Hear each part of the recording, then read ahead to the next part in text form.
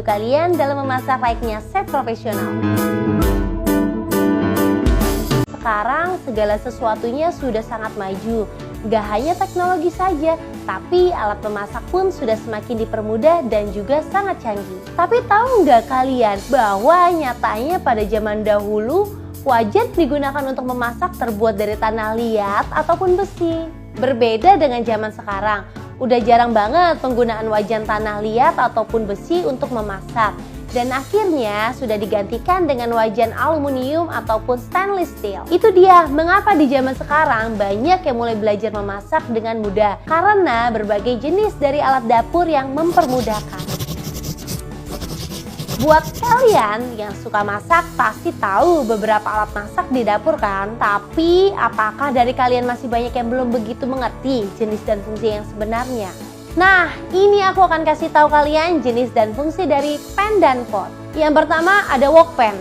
Wok pan merupakan jenis wajan yang digunakan untuk menggoreng dengan minyak yang banyak. Wajan ini mempunyai bentuk yang cekung sehingga menampung minyak dalam jumlah banyak dan membuat bahan masakan terendam dalam minyak. Dan yang kedua ada frying pan.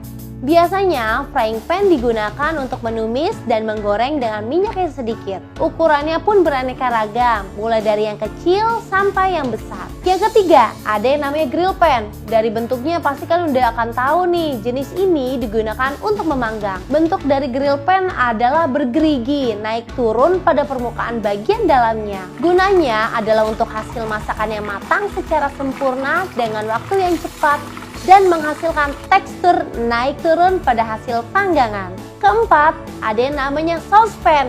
Kalian mungkin sering melihat tapi mungkin gak begitu mengerti fungsi sebenarnya untuk apa. Fungsinya udah pasti untuk membuat saus, tapi dari bentuknya berfungsi memudahkan penggunanya untuk membuat saus.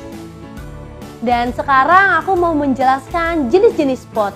Yang pertama ada stock pot. Alat memasak jenis panci ini biasanya untuk memasak stok dan juga sup. Dan buat kalian yang ingin membuat kaldu, punya stock pot akan sangat berguna banget, yang pasti mempermudah kalian. Yang kedua, ada yang namanya sauce pot. Alat ini berguna untuk memasak atau membuat saus.